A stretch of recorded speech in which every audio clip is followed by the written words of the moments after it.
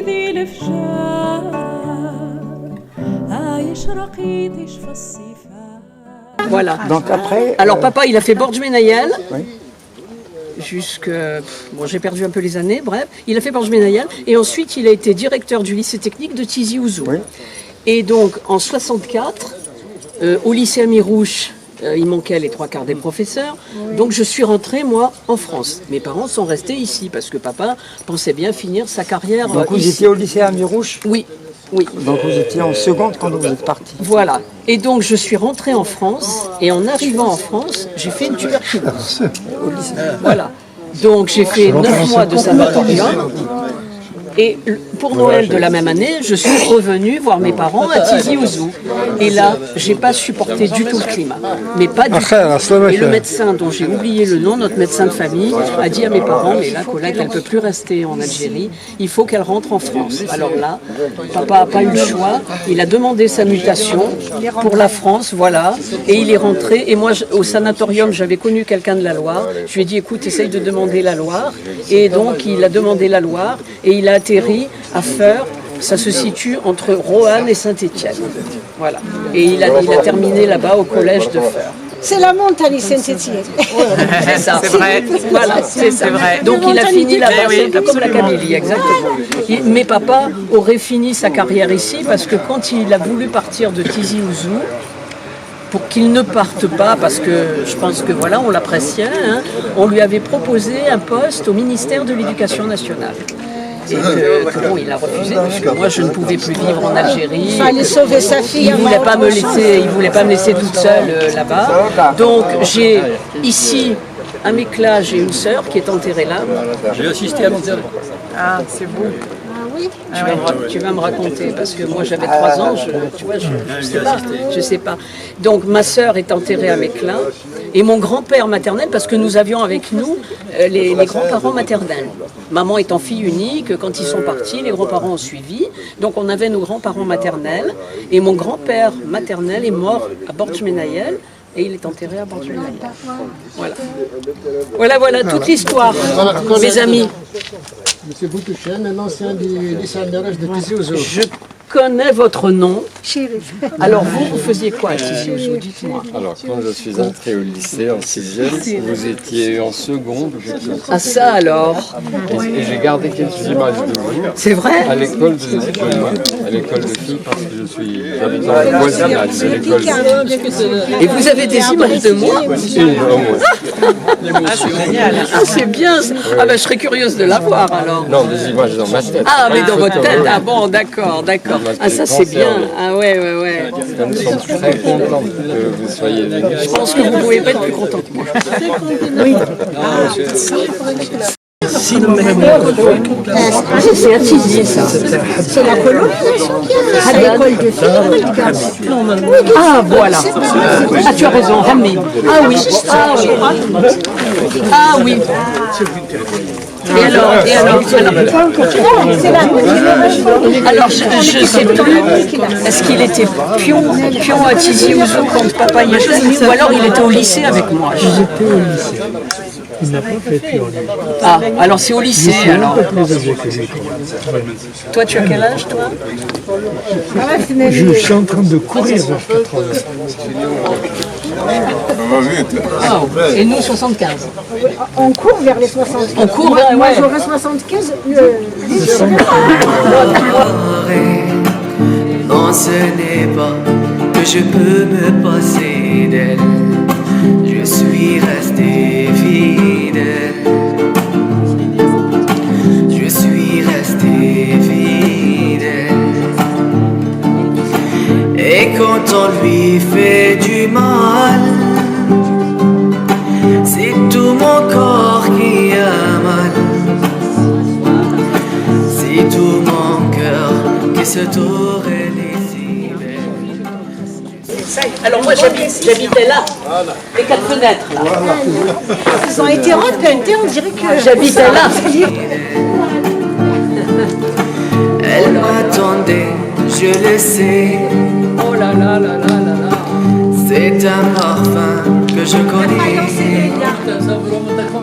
Tu te rends compte? La faïence et les Et je suis arrivée là. Je suis arrivée là en 48. 48. Je suis arrivée là en 48. J'avais 9 mois. J'avais 9 mois. Et je suis partie en 56. Donc c'est là que tu as appris à marcher. J'ai des photos là où je suis assise. Là. Ah oui, oui, oui. Ah non, je ne l'ai pas là. Mais Ali les a, il vous montrera. J'ai des photos là où on est assise là avec les petits bedus. Incroyable. Et oui, on montait par là.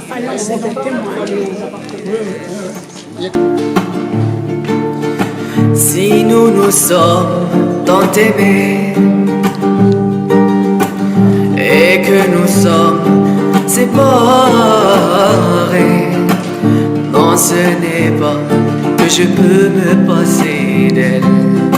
Je suis resté fidèle. Je suis resté fidèle. Et quand on lui fait du mal, c'est tout mon corps qui a mal. C'est tout mon corps.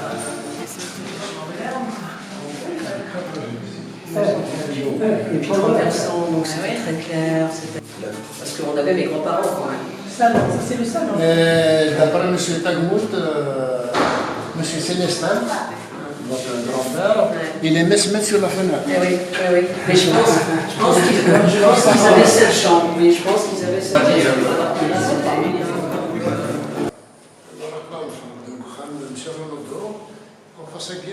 M. Picard exemple. M. Picard, le 31 octobre 1954, je m'insérie. ومن بعد كانك طرا بنتي مجوهان كومطاج بنت غابعني على كورن يساعدت 5 mois et demi اسميو يزد سرحان كل سواره شرب الحين مشطوح هذا ايفيدامون على ليبوك نفرح مليح مي الفرحه مقرنيه درنا ندث انا في الدوين بار هليكوبتر الخديه لا خديه تجي الماء نسرعه à l'époque خامنين لنا ولا شي كل شيء الا كان يروح خام داقنا تجود هي الهليكوبتر ني ترسد وكسراجي انا راه نخمر كل شيء داقي سي قردن المكان ولا الهليكوبتر في روحد بدل ما داقي ترسد وعا سي تابروشي كل شيء تشوفه ارمي ولا مسي بيكار يرسد الهليكوبتر نفرح مليح فريمون نيتي تري كونطون سورتو لا بروميير فوا نولى الهليكوبتر في القرب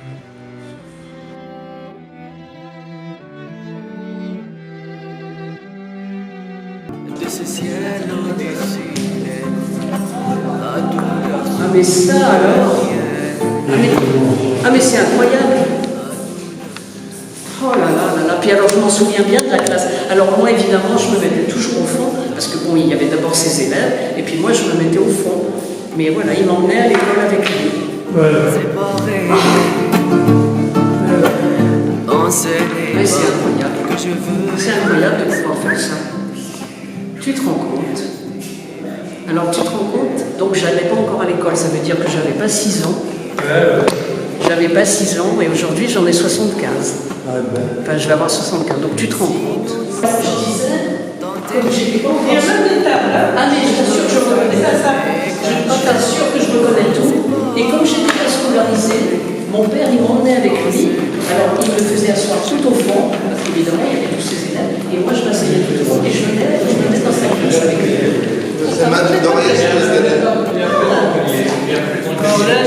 Et il y avait les encriers. Alors, c'est une photo de M. Ronaldo avec ses élèves. Donc, M. Ronaldo, il sort avec lui. Et là, Traduit. il y a M. Ronaldo. Les élèves à M. Ronaldo et la classe à M. Ronaldo. C'est ça. Papus, c'est la classe de papy. Ah là là, c'est génial. Et je venais, j'étais pas scolarisée. Et il me faisait venir.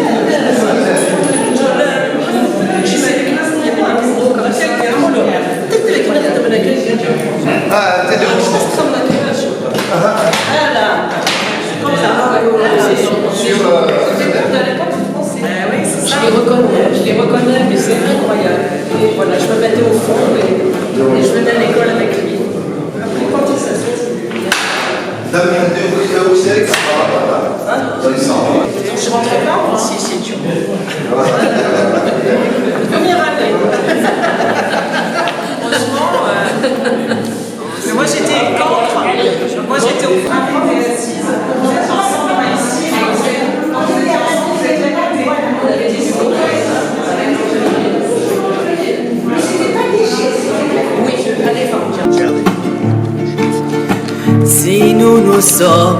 tant aimés et que nous sommes séparés. Non, ce n'est pas que je peux me passer d'elle, je suis resté fidèle. Je suis resté fidèle. Et quand on lui fait du mal, c'est tout mon corps qui a mal,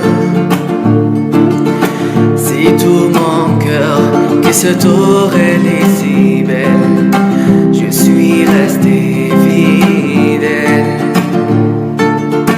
Je suis resté fidèle. Elle m'attendait, je le sais. C'est un parfum que je connais, et la couleur de ce ciel au-dessus d'elle, la douleur sous le miel, la douleur sous le miel. Si nous nous sommes tant aimés et que nous sommes séparés, non, ce n'est pas que je veux vivre sans elle, je suis resté fidèle. Je suis resté. Si nous nous sommes tant aimés et que nous sommes séparés, non, ce n'est pas que je peux me passer d'elle, je suis resté fidèle. Je suis resté fidèle. Et quand on lui fait du mal, c'est tout mon corps qui a mal, c'est tout mon cœur qui se tord, elle est si belle. Je suis resté fidèle. Je suis resté fidèle. Elle m'attendait, je le sais. C'est un parfum que je connais, et la couleur de ce ciel au-dessus d'elle, la douleur sous le miel, la douleur sous le miel. Si nous nous sommes tant aimés. Je te dis, je suis la reine d'Angleterre. Je suis la reine d'Angleterre, maintenant elle n'y est plus, donc il faut bien qu'il y en ait une qui la remplace. Hein, bah, c'est moi. Voilà. Vous ne le saviez pas, mais j'ai pas mis ma couronne. Mais... Ah bah tu le mérites. Ah, bah, merci. Grand mérite. Merci. Le paysan de Djema. Bonjour monsieur. Bonjour monsieur. Bonjour. Donc ils font partie d'une génération qui ne nous a pas connus du tout, de l'école d'après l'indépendance. Mais il a entendu parler de votre arrivée. Il m'a dit, ben, moi je vais participer, je veux les voir. Vous êtes trop gentil. Voilà. C'est trop gentil. C'est trop gentil. Merci. Colette Renaudot, c'est la fille d'un ancien instituteur ici à Djema, puis à Bordeaux. Ah oui, Sa fille. Voilà. Les gens qui nous ont formés, les gens qui nous ont donné l'instruction, les gens et qui vous ont aimé, qui nous ont aimés, les gens qui ont formé ceux qui ont ouvert les yeux et qui ont combattu le colonialisme français. Sans eux, l'Algérie serait toujours sous emprise du colonialisme. Et les Algériens n'ont pas gardé de haine vis-à-vis des Français. Ils ont un mauvais souvenir de la guerre, comme bien vous l'avez évidemment. dit. Mais sachez madame, que grâce à vous, nous nous sentons frères et sœurs. Voilà. Je me suis jamais sentie étrangère Non, ici. mais Hein. partout, vous allez où vous voulez, y compris les générations qui sont nées bien après l'indépendance, aucune animosité vis-à-vis des Français. On a su faire la part des choses. Donc, j'espère que, y compris nos pays, les dirigeants, ils vont arriver à un consensus pour faire la paix définitive, comme la France a fait la paix, la France avec l'Allemagne. Maintenant, Inch'Allah. on est condamné à vivre ensemble. Et que nous sommes séparés. D'accord. Et là, c'était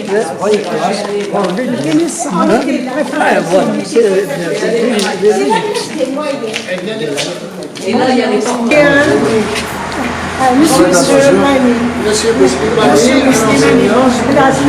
Bonjour monsieur, bonjour monsieur. Soyez, c'est gentil de venir. Je m'installe en 1948. Donc sa fille et Géraldine, la fille à Colette. Moi, je suis arrivée en 48, j'avais 9 mois. Et je suis partie, j'avais presque 10 ans. Vous avez fait l'école de... Et j'ai fait l'école avec Farouja. La même table. Voilà, on était des copines de classe. Et oui, voilà, c'est mon école. La classe des moyennes, Madame Leroux. Ça m'a marqué. Voilà, voilà.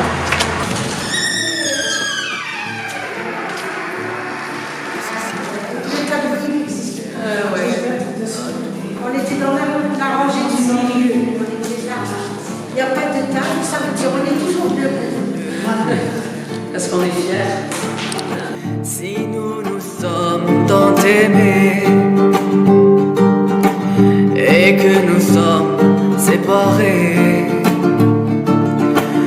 non, ce n'est pas que je veux vivre. Vient la longue procession de nom des instituteurs ayant exercé dans les établissements de la localité.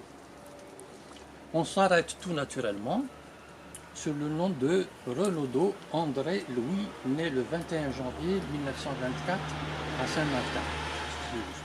Saint-Martin de Saint-Mexon, dans les Deux-Sèvres, 79. Exact. Oui, Ancien normalien de l'école Beaux-Arts, oui, titulaire d'un bac mathématique. tout à fait.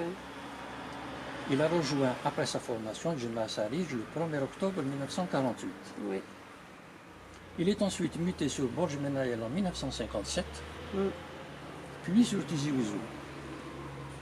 C'était un instituteur militant des bonnes causes, notamment sur la question algérienne qu'il a défendue corps et âme. Certains de ses collègues le dénoncèrent auprès de l'administration coloniale, qui le mute à Borj Menaïel où il fut assigné à résidence. Oui. Il finit sa carrière à Tizi Ouzou. Il aimait son métier, il aimait ses élèves, il partageait,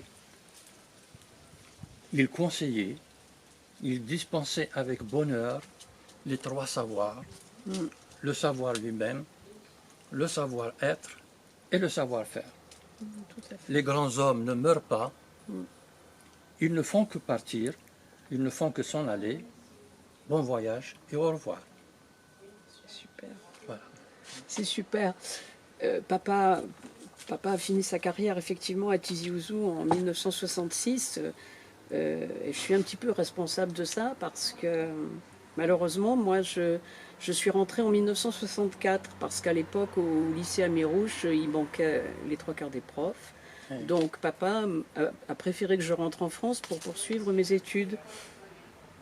Et en 1964, quand je suis rentrée en France, j'ai fait une tuberculose.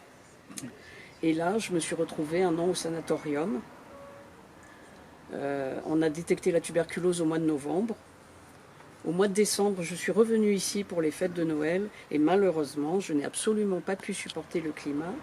Et le médecin de famille, dont j'ai oublié le nom, a dit à mes parents, elle ne peut plus rester là. Elle ne peut plus supporter le climat de l'Algérie. Et donc j'ai fait un an de sanatorium. Et là, pour le coup, j'ai dit à papa, voilà, il va falloir que tu demandes ta mutation. Parce que papa avait bien l'intention de terminer sa carrière ici. Et d'ailleurs, quand il a prévenu l'inspecteur d'académie qu'il allait demander sa mutation en France, on lui a proposé à ce moment-là un poste au ministère de l'Éducation nationale pour qu'il ne parte pas. Mais bon, il ne voulait pas me laisser toute seule en France, malade. Donc, hélas, il est rentré parce que papa finissait sa carrière ici. Il n'était pas resté jusqu'en 1966 pour s'en aller. Hein. Sinon, il serait parti bien avant, hein, comme beaucoup sont partis au moment de l'indépendance. Voilà. Malheureusement, donc, oui, quand je dis que c'est de ma faute, c'est pas de ma faute, bien sûr, c'est comme ça. Le destin l'a voulu comme ça, quoi. Mais donc, il est rentré en 1966. Et alors là, ça a été quand même un peu douloureux pour lui. Enfin, ce qui a été douloureux, évidemment, ça a été de quitter l'Algérie, ça c'est une certitude. Et malheureusement, ici, il était donc directeur du lycée technique de Tizi Ouzou, qui était un gros établissement. Hein. Il y avait, il me semble, c'était le plus important dans la. Voilà, il me semble qu'il y avait 500 internes. Tu vois, c'était vraiment quelque chose de gros. Et quand il est rentré en France, malheureusement, ils étaient systématiquement déclassés. Ouais. Et il est rentré en France et il s'est retrouvé sous-directeur d'un collège. Oh là là. Ouais. Là, le retour a été un petit peu... Écoute, Colette, je ne comprends pas. Moi, je ne comprends pas ces décisions. Parce que quand quelqu'un vient enseigner dans un pays étranger, c'est pour promouvoir la langue. Au lieu de les remercier, il les déclasse. Ah, eh ben écoute, il s'est retrouvé, et vraiment, tu vois, enfin, un petit affaire, tu vois, à côté d'où j'habite, là, bon, c'était un petit collège. Il s'est retrouvé sous-directeur. Je pense qu'au début, ça a dû être... Non, mais c'est frustrant. Un petit peu dur. Ah bah, bien sûr que c'est frustrant. Bah, bien sûr que c'est frustrant. Bien sûr, bien sûr. Non, mais bon, après c'est comme ça, qu'est-ce que tu veux. Alors, après, la seule chose, le seul avantage qu'il a tiré de l'Algérie, c'est qu'il avait pu prendre sa retraite plus jeune que les autres. Il a pris sa retraite à 55 ans. Et malheureusement, il a fait une tumeur du cerveau et à 58 ans, il est parti. 58 ans, oui, jeune, hein. Oui. Il avait 58 ans. Donc le pauvre, il en a pas beaucoup profité. Lui qui était si content parce qu'il trouvait que l'enseignement n'était plus ce que c'était. Tu vois, les enfants, c'était quand même Il y a beaucoup... un changement de registre. Ah oui, les enfants, c'était plus compliqué, et c'était surtout compliqué avec les parents.